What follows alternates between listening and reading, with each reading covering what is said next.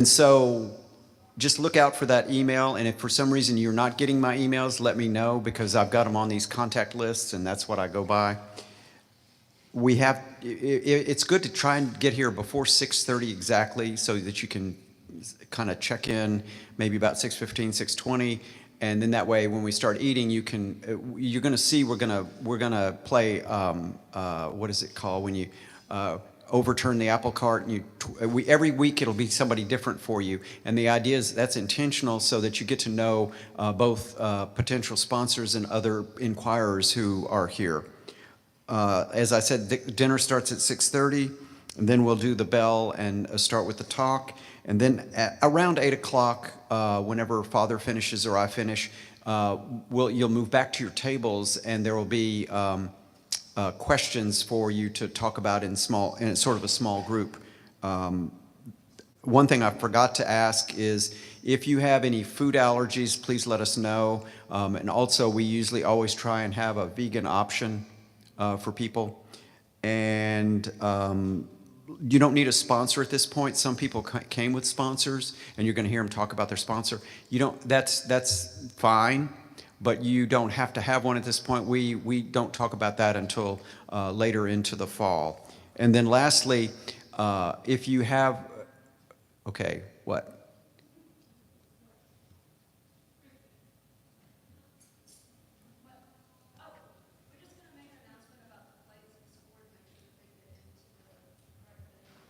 Oh, okay. She's talking about the plates. There's a plates we try and be aware. We're trying to use real plates as opposed to paper plates, so we're not throwing them away. And there's a place back there for plates and the utensils for us to wash. And then lastly, the forms. If you haven't filled the form out, you can bring it back to next week. But if you filled it out, please drop it off, because that's kind of important to us in terms of getting all the information we need through the process. So, and with that, I'll turn it over to Father Eric, who I think has a lapel. Are you going to use the lapel? Or? Let's see. Okay, I'll turn this one off.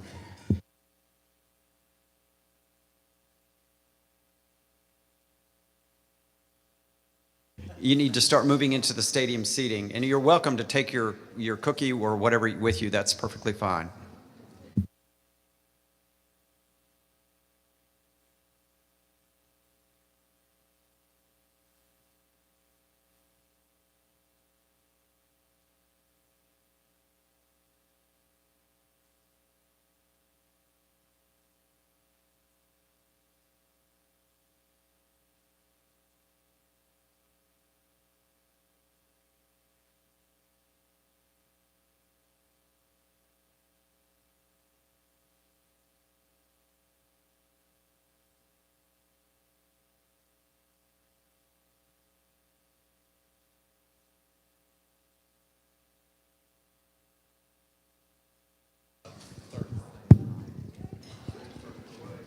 Okay, we're live here.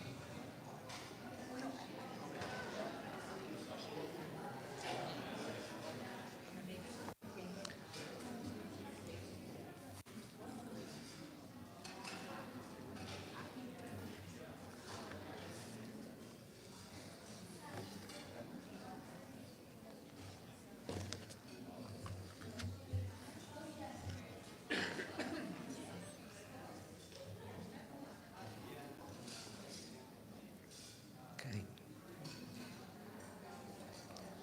How are you?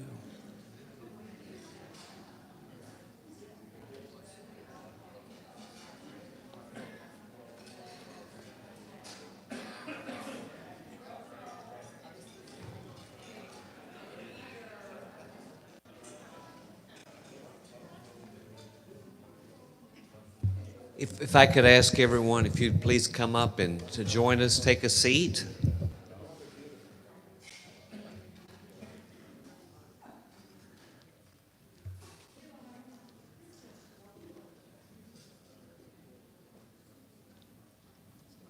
It's great to see all of you. This is just a wonderful sight of how many of you are moving forward, and it's a great beginning for this RCIA for this year. I hope you're excited about being here. Probably it's a little bit of the unknown, which is perfectly normal. Sometimes when people ask me, in conversation, how do you become a Catholic? I think some of them are thinking, do you just register, or what do? You switch from one church to another? How do you go about this? And I began to describe RCIA, and I can see this look like the eyes get big, like the deer in the headlights sort of look. You mean you have to do all of that? And so I want to tell you, it's perfectly normal to not be sure about any of this at this point. But I'll also tell you what I have found.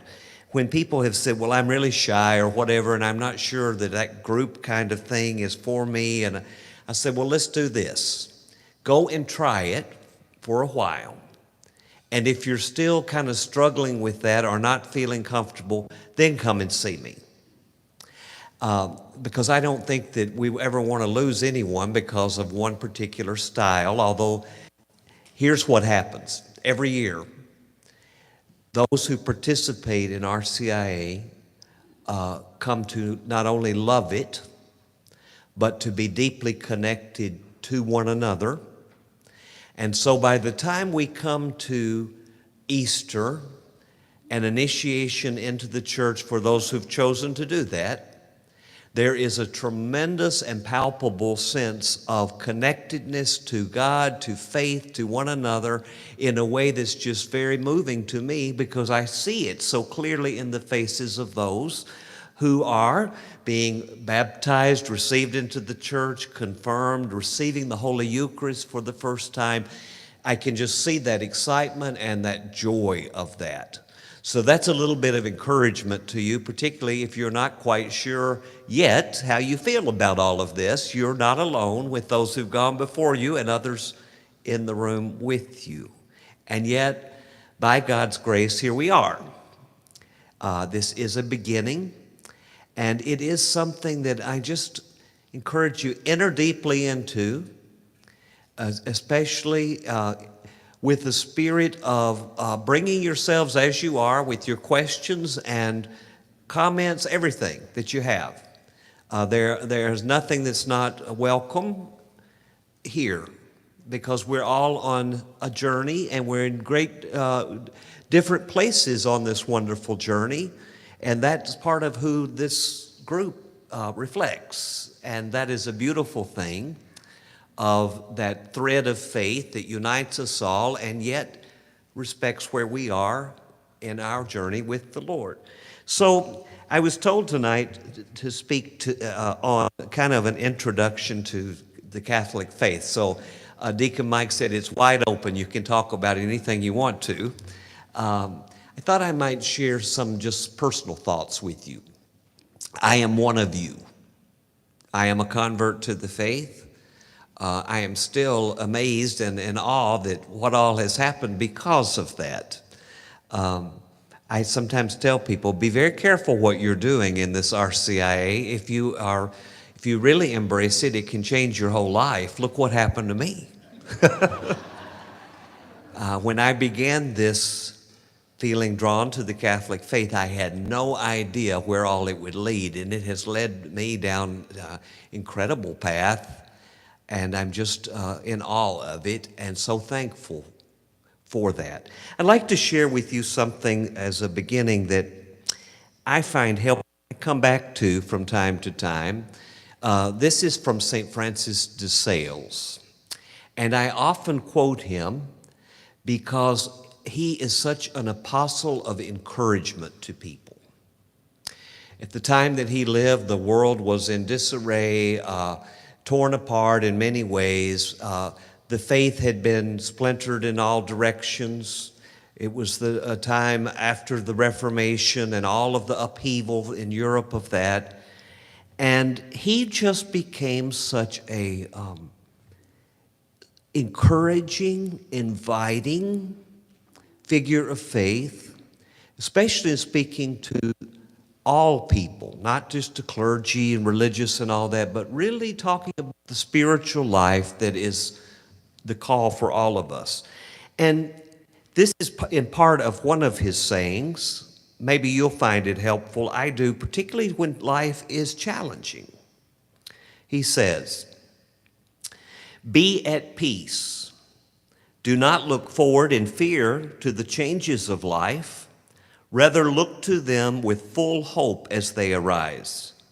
God, whose very own you are, will deliver you from out of them. He has kept you already, and he will lead you safely through all things. And when you cannot stand, God will carry you in his arms. Do not fear what may happen tomorrow. The same everlasting Father who cares for you today will take care of you then and every day. He will either shield you from suffering or give you unfailing strength to bear it. Be at peace and put aside all anxious thoughts and imagination." The gift of being at peace in all circumstances is a gift that God wants us to have. The reason we repeat that so frequently at Mass is not because we've all arrived at full peace, but the Lord is trying to draw us into it. And so that confidence in God, that trust in God, I think is something that we continue to grow in. But when we do grow in that, it transforms our way of looking at everything. That's why Paul, writing in prison, can speak of joy and of rejoicing in the Lord always when he's being persecuted, imprisoned, suffering tremendously for the faith, sometimes rejected, and ultimately executed. And yet he can say, "Rejoice in the Lord always." That's a tremendous gift that comes from our faith in God.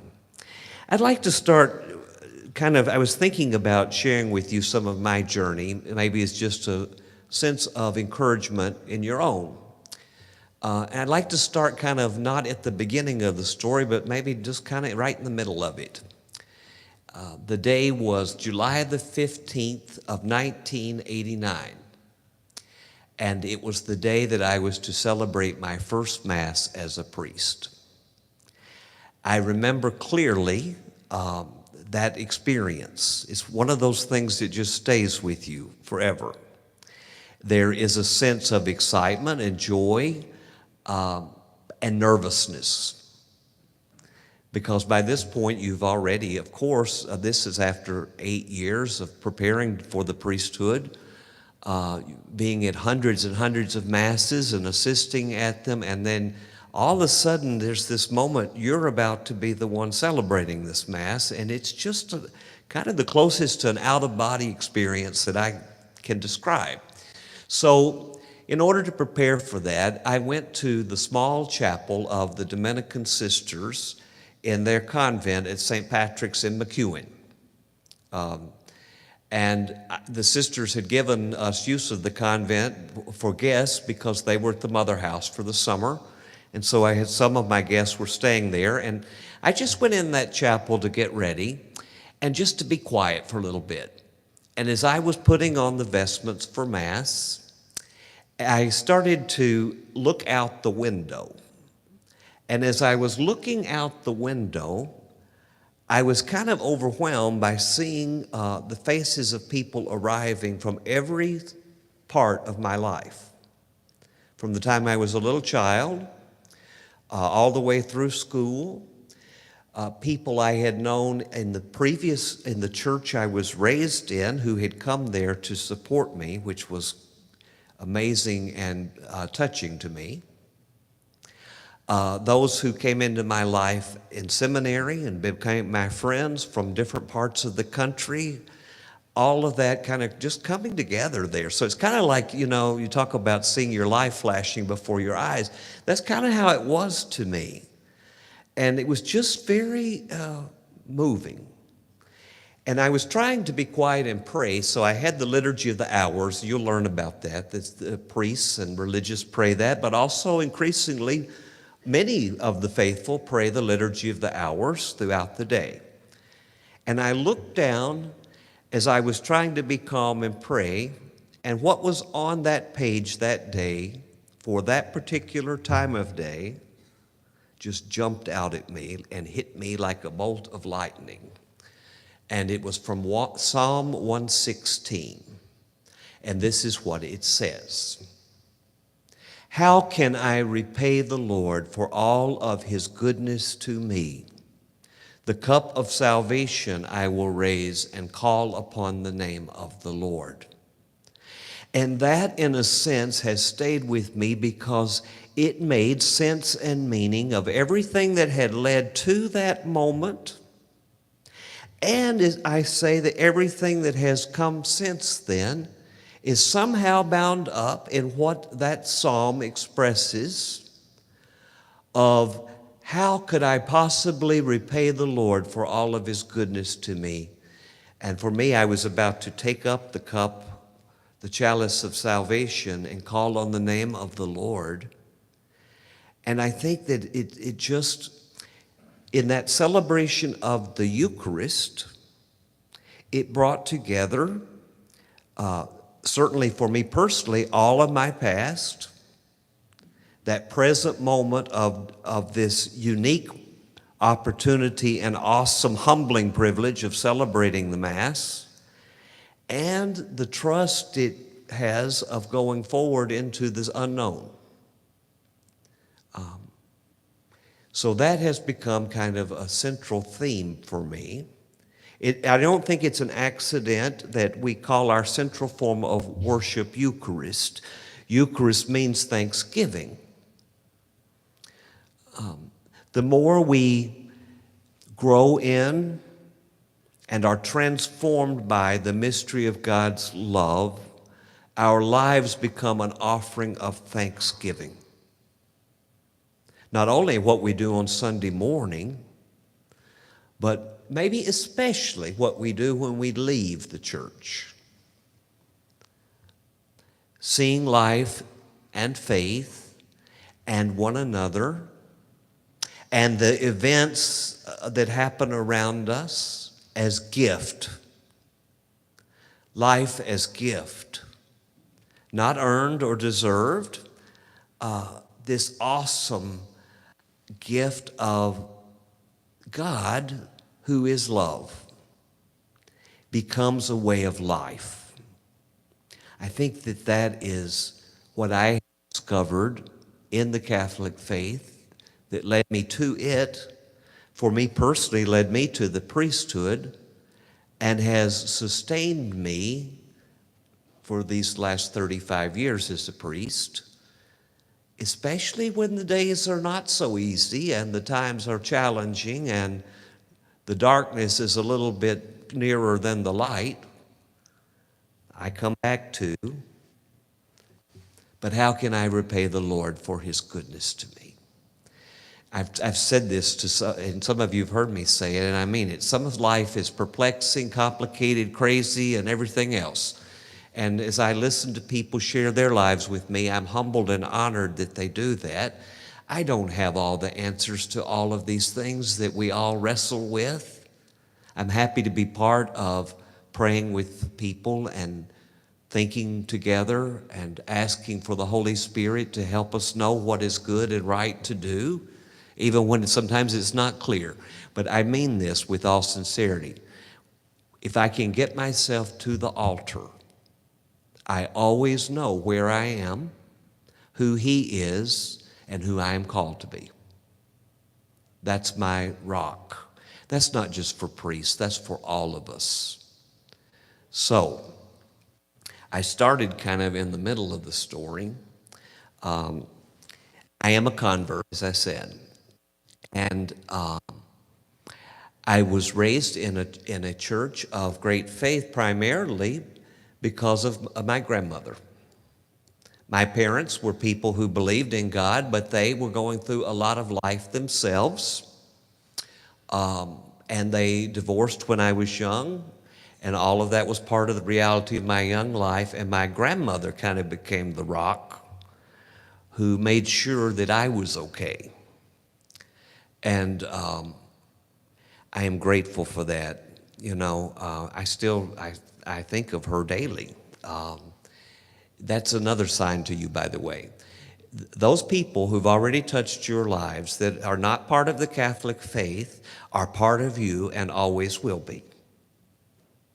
One of my cousins called me on the phone one night from another state she lives in. Anyway, we were talking about family and all these things, and she said, I have a question to ask you because you were the one probably with her the most. Was our grandmother a saint? I said, yes, our grandmother was a saint. I believe that. And I'm grateful for that formation in the faith. That was very important to me.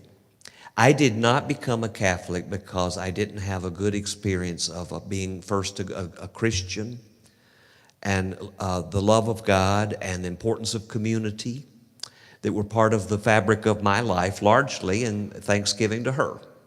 Okay? So what led me to become a Catholic? Well, first I was intrigued by it. I always loved to read. I loved history. And you can't do a whole lot of history or much of reading without having references to Catholicism. In fact, the more you start being aware of that, the more you will see them. You start to think about these things in a sacramental way because it becomes deeply a part of you, okay? So there was that aspect. I knew a great deal about and had wanted to know about the history of Christianity. And of course, there's no way to talk about the history of Christianity without talking about the Catholic faith. Either being for it or against it or indifferent to it or whatever, it's there. So I knew that. I also knew that my great-grandmother on my paternal side had been a devout Catholic. I never knew her. She was long past before I was even born. But those stories had remained in the family, that her father had come from Ireland, that she had been raised in the faith, had gone to convent school up near Bardstown, Kentucky. The Sisters of Charity of Nazareth had been. So those stories were passed on, and the family still had her Catholic Bible. And so those were part of kind of things in the background that I knew, and that made me wanting to know more about that too. What happened with her was what happened to many Catholics in the South at that time. She remained a devout Catholic. She married and had 12 children and had them all baptized as Catholic. Where they lived, there was not a Catholic church. But she would get them up. I've heard these stories from older people who remembered this, and take them on the train from Waverly to McEwen so that they could go to Mass at St. Patrick's. So they were raised initially in the faith. What happened? They were mostly boys. I think 10 of the 12 were boys. They married strong women of faith who were Protestant.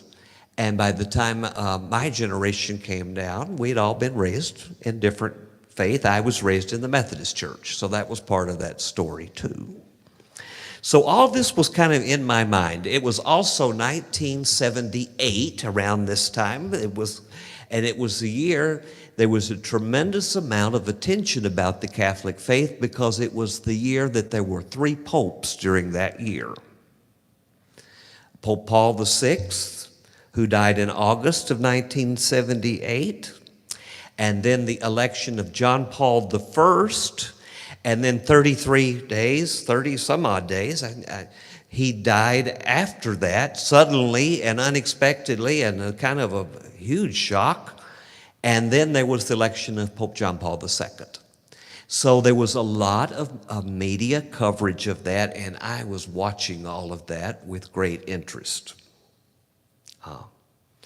About that same time, a girl moved to our area who had been living in Nashville and who became a good friend of mine, and she was Catholic. Because I think her father worked for DuPont, they had been moving around several times, and she had missed some of school that year. And the French teacher asked if I would spend time with her every day around lunch so that she'd catch up with where we were. And so we did, but we became friends. And we didn't sit around, we were teenagers, we didn't sit around and just talk about the faith and things. We talked about all kinds of things. But it was there. And I did start asking her questions. She gave me a rosary. So there I was, a non-Catholic, wanting to know about that, and I started to pray it. That was a pivotal thing as well. I didn't realize what all that was leading to yet, but here I was praying the rosary. There was something connecting me already to that. So I decided, and by this time I had just become able to drive. So I thought one morning, I'm going to drive to Mass. And I did, by myself. One of the things many of you relate to, one of the things when you're a non-Catholic, that you first are preoccupied by, what are you supposed to do? Catholics do a lot of stuff, right? And you're thinking, am I supposed to do that or not do that? And they're standing up and kneeling down and doing all kinds of signs, and are you supposed to do that or not? So I was kind of just fascinated watching all this. One thing that struck me, though, there was a sense of the holy there. That stayed with me, too. There was clearly something different about what was being done there that was different than I had been accustomed to worshiping in that same way. So that drew me in. When it came time, by this time I had read enough to know what Catholics believed about the Eucharist, that it was not merely symbolic or just recalling the Last Supper or a time of the community kind of remembering God's blessings or any of that, that it was something much more than that. That it was, in fact, the body and blood of Christ, his real presence on the altar.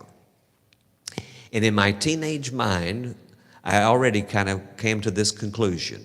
Either that is the craziest thing you could believe, or it's the truth. Doesn't seem like it could be somehow both of those. It either is Jesus or it's not Jesus. Maybe it's a nice reminder of Jesus, but that's not what Catholics believe. When it came time for the Eucharistic prayer and people knelt, I knelt too. And it was a moment for me that became pivotal to my whole life. I had that aha moment of Thomas, my Lord and my God. I still remember it. It still makes my hair stand up a little bit. So, once that I came to that conclusion, and I continued to read, and the more I read, it seemed to me that Christians from the very earliest had believed this.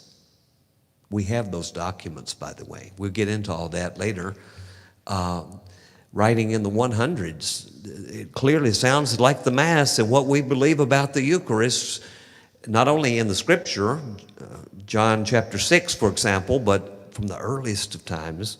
So I thought, well, there's another thing. If they got it wrong, they got it wrong right from the start and never let up from it. So once I came to that, being drawn to that mystery of the Eucharist, I thought, well, if that's the truth, then how would I want to be anything else? So that began my conversion. For a while, I went, this was the beautiful thing, Catholics have Mass on Saturdays. So I would go to Catholic Mass on Saturday and continue to go to the Methodist Church on Sunday morning out of love for my grandmother. to be there with her, but I knew I had to make a decision, and I started to, this was a time when, at least in smaller parishes, RCIA had not really gotten fully going yet, okay?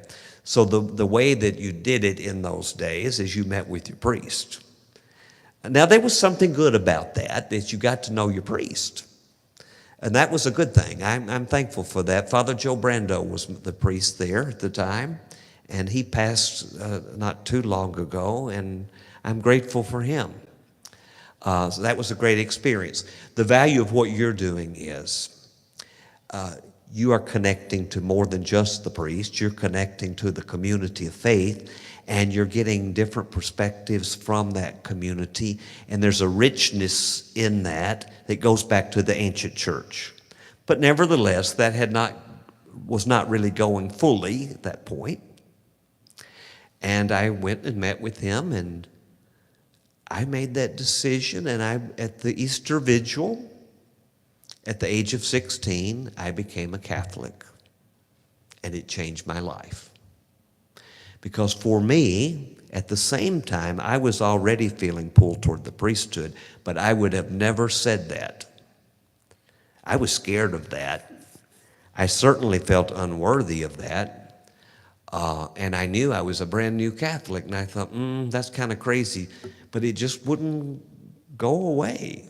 So I started getting more involved and talking to the priest a lot, and getting to know the community and all of that. And so I was helping at Masses some, and one day after Mass, I said to Father Brando, someday when you have time, I'd like to hear a little bit more about the priesthood. And he said, I wondered when you were going to ask me that, which blew me away. He said, I already saw signs of that. I was waiting for you to know that. So that was a great source of encouragement. So here, my poor family, and some of you are dealing with family already too, because you share this with me. Hang in there. If you're having struggles, it will get better. It does. But my poor the Methodists were all right, because that was one thing we received. Love everybody and respect everybody. That's part of their thing, My mother's side had a harder time. They were very devout Baptist, and it took longer. But has been beautiful too, what all's happened with that. But they got a double whammy. First, this shock that I have become a Catholic, and then a year later that I'm leaving for the seminary. You can imagine that was a lot to deal with. I love them for dealing with it as well as they did, to be honest. If you're having, some of you share that with me in RCIA, that your family are not thrilled about what you're doing, be a good example. I'll tell you what changed some of them. Going to Mass with me. We were traveling at one point, and my very devout Baptist grandmother, who was an adult Sunday school teacher and the whole bit, I said, well, I'm going to go to Mass, and if you don't want to go, I'll meet up with you. No, I want to go with you. And after that, there was a change, because she found it to be beautiful and heavily biblical. Surprise, surprise. So much so did that change that over the years, now with the Methodist side of the family, I kind of had to come up with rituals. I call them a Methlic because I presided over their funerals in the Methodist church, preached in the Methodist church by invitation several times, and that was beautiful too. But I also presided at my Baptist grandmother's funeral with her pastor with her, and the Bishop of Nashville, amazingly, drove that day to West Tennessee when we were having tornadoes on a Good Friday, surprised me by being there. That stayed with me too. So that's part of that fabric that has, I'm just in awe, really, when I stop and think about all these things. Nowhere in my imagination, when I first started to the process that you're in, did I know that was going to lead me first to St. Ambrose College, where my good friend was Mark Beckman, who is now the Bishop of Knoxville. And those were good years. No way did I know it was going to lead me to Rome for 4 years, to have that experience of the church and of the universality of the church and the ability to see the world, which was wonderful too, by the way, and to make some really good friends who remain part of my life. Didn't know that. I certainly didn't know where all it would lead me to the people it's led me to, who have been a blessing. You are a blessing. The people of God have changed my life and my heart, and sometimes my perspective on it, because you are blessing and gift to me. And I'm humbled by that experience. I certainly never thought, when I first came to St. Henry Church, I was still a teenager in high school, and came with the priest for an event that was happening here, and wow, I would have never, ever, ever imagined that I'd be here as the pastor someday. But look isn't life amazing when we really start to pay attention? You know, more and more, and should say less and less do I really believe in coincidences. Just too many things happen that shouldn't really statistically happen all the time. And just thinking, wow, the connections I've already made here of people who have come up and said, you don't know this, but when I was 3 years old, you were the pastor of Clarksville, and my family was there, and these are the things that happened that connected us together, that's remained part. It's just amazing to me. And I'm grateful, really grateful. So, one of the things the Second Vatican Council said about the church, and you hear it in our prayers at Mass, and Pope Francis refers to it rather frequently, is seeing the church as a pilgrim people. I love that, because it recognizes that we collectively and individually are people on a journey. And that journey began eternally in the mind of God. It was known within God's mind before we ever had a breath in this world, that has mysteriously connected us and drawn us into it, which is the mystery of divine love. Faith is about being transformed by the power of love, because the sacred scriptures don't just tell us that God loves us, He does, and we are thankful. Or that God is loving and kind and merciful, and He is, and we are blessed. But 1 John just says it as clearly as possible. God is love. God is love. So when we touch the mystery of true, authentic love, we are touching the mystery of God's own holy self, and that is the image of the one we were created in. So our vocation is about that, and it's so important that if we get everything else right in life and don't get that part right, we've missed the point of the whole thing. That's really what Paul says, you know. If I can move mountains but without love, so what? So that's the point of all of this ultimately. So much so that St. John of the Cross says, at the evening of our lives, we will be judged by love. So we better get busy with that, right? I hope that this year will be a great blessing for you. You already are a great blessing to me and to this parish, to see this kind of life. How wonderful that is for all of us. You will have questions. Bring them.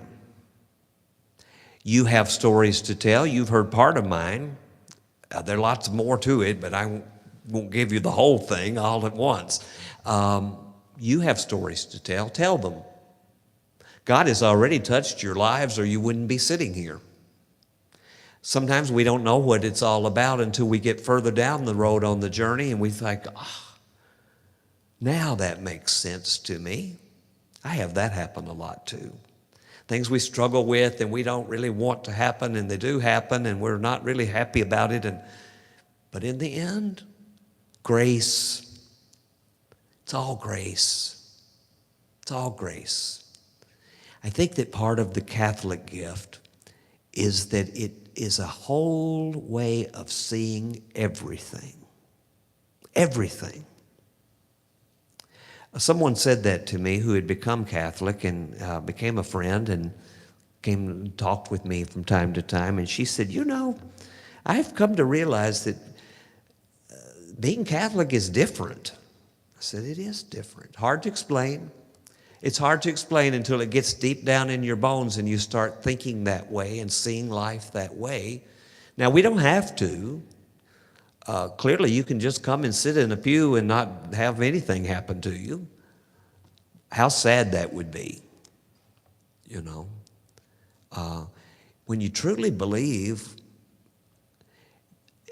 in the mystery of God that is unfolding around us constantly, that changes your perspective on everything. It especially changes your perspective on death.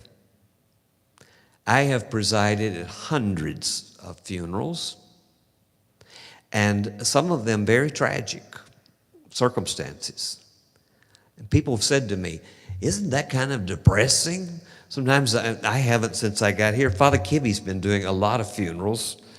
I've had those periods too where I was doing 3 a week and sometimes 2 a day. And I said, isn't that depressing?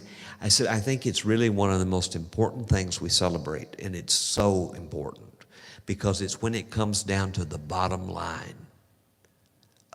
The question addressed to Martha when Jesus says, I am the resurrection and the life. Do you believe this? Well, if I do believe this, which I deeply do, then this is not about an end. It is sadness because of love, but it's not about an end. And we are in the hands of one who is love and mercy, and that's very good news. Changes your perspective on everything. I think it also calls us to joy. Pope Francis talks about that a lot. That's why the first thing he wrote was on the joy of the gospel. And he calls us back to make sure that we are apostles of joy and not of doom and gloom. Even when the world is not easy, we as Christians and as Catholics do not for a moment shield ourselves from seeing the real legitimate problems of life and the world and doing the best we can to be instruments of peace and goodness and what is right and what is just. But we don't become gloomy about it because we are in the hands of God. And that makes all the difference. So, how long have I talked? Long enough, probably. I don't want to hear from you as much as anything else. I really love to be with you, and I look forward to having several opportunities to do that during these months ahead. You have a great RCIA team here. I've already seen that. It's wonderful. Thank you for all who are assisting with that. Thank you for those of you who are serving as sponsors already, and some more, there will be more. I suspect some of the sponsors are converts. If you are, raise your hand. I thought so. Now that says a lot too, because they have been where you are, and they're still here, and want you to share what they have had the experience of. It's a wonderful ride ahead of you. Life is journey. God's not finished with any of us. We're not complete yet. Some days we're our better selves, and some days we're not. That's the grace of God too, in that we come to understand. So get up. I'll go back to St. Francis de Sales for a moment. Sometimes people become very depressed because they can't seem to have achieved all of the perfection that they'd like to. Guess what? Welcome to the human race. Welcome to the company of the saints. And sometimes people get discouraged because they think that, well, I just can't seem to get through this or over this or beyond this or get rid of this or whatever it is. So this is what I will quote to them from St. Francis de Sales. Are you surprised to find that your human perfections are still with you? They will be with you to the grave. Rise up every day and begin again with fresh courage. To me, that is the encouragement and hope that come from our vision that is the gift of our faith, and we are thankful. Right? The other thing I love is, and they say this to you several times on the journey to the priesthood, when you're probably just about exhausted, those prayers where the bishop will be sitting there and say, may God who has begun the good work in you bring it to completion. Well, we could all be told that. God wants us all to hear that every day. God has begun good work in every one of you. Let's cooperate with his gift of grace that he may bring it to completion, to its fullness. What questions, comments, anything do you have for me? Anything at all. Doesn't matter. Silence is good too. Maybe you're not even sure what to ask at this point. That's okay too. That's okay too. I want you to know I look forward to being with you. And also, if you ever want to come and see me, do that. I love talking with you. I love hearing your stories. I like to be part of your lives. And if you need me, I'm here. If you want to know how to do that, this staff here are awesome. And they are a blessing to my life, and I'm thankful for that very much. But they have to keep me on target with some kind of schedule, so you don't have to even say what it's about. Just say, I'd like to see Father Eric, and we'll make that happen. I'd love that. Okay. I'm a cradle Catholic. Yes. And 2 years ago, when I was reading the church bulletin about RCIA, it was so small in the parish I moved to hear from that husband and wife did all of it, and there was usually 1 or 2 people who came into the church each year. Right. So this was like brand new for me. And look at this. Isn't that wonderful? It's wonderful. My priest is when I have a heart failure when I tell him how many people there are.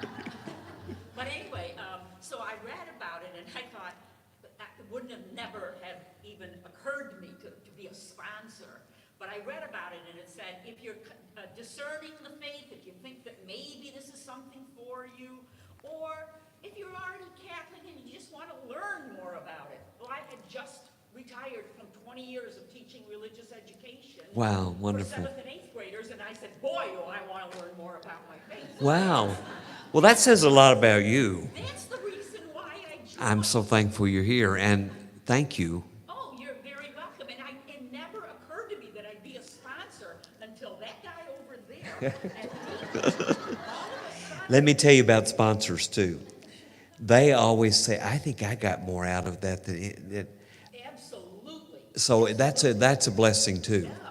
All of a sudden, it's November. I get an email, and this lady named Joyce gets an email from Deacon Mike, and he goes, I paired the 2 of you up. And I went, you're kidding. You're working on my faith. And it has been, so you don't have to be here to say, okay, I'm going to teach all these people because I'm a cradle Catholic. Heck no, I've learned probably more than a lot of other people. I think that's true for all of us. That's why I say, all of you change me too. It touches my heart. And I think it will yours.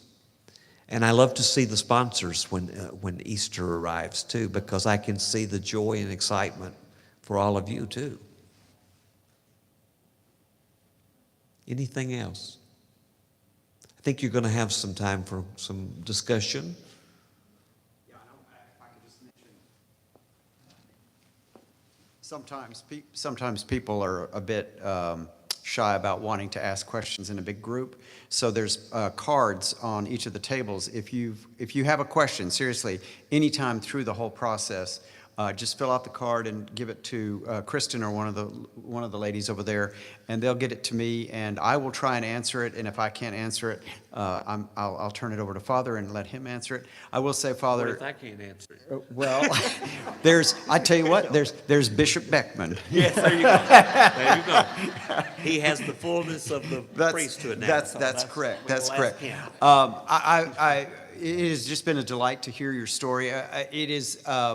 We're just getting to know each other, because he came when Bishop Beckman was ordained. He came at the beginning of July. Father did, and I always love Does everybody familiar with the giant stained glass, which is the heart of the church, really, of the Good Shepherd, and Father Mark, Bishop Beckman now, was the Good Shepherd, and now you're our Good Shepherd.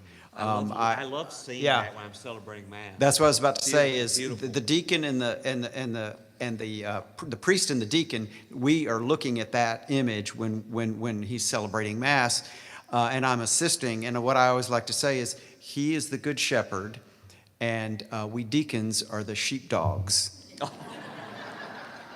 Because we do all the herding and stuff and all that sort of stuff. I'm going to tell you, I wouldn't have said it quite like that. However, I'm very grateful for Deacon Mike, and he's involved in so many things, and for all of our deacons too. That's another blessing. Very thankful.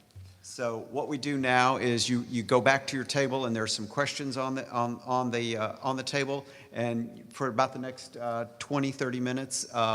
We'll end with a prayer, but you all just sort of talk. And, you don't have to talk just about those questions. This is a time to get to know each other. This is more than just us imparting information to you. It's building community. It really is. And so you can go to your tables now. Thank you, Father. Thank you. It's nice to be with you.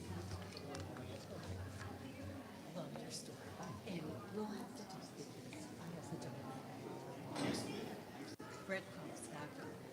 Meet me to Catholicism. We have to get together. Oh, yes. My husband Steve, I was sent there. You know much about that?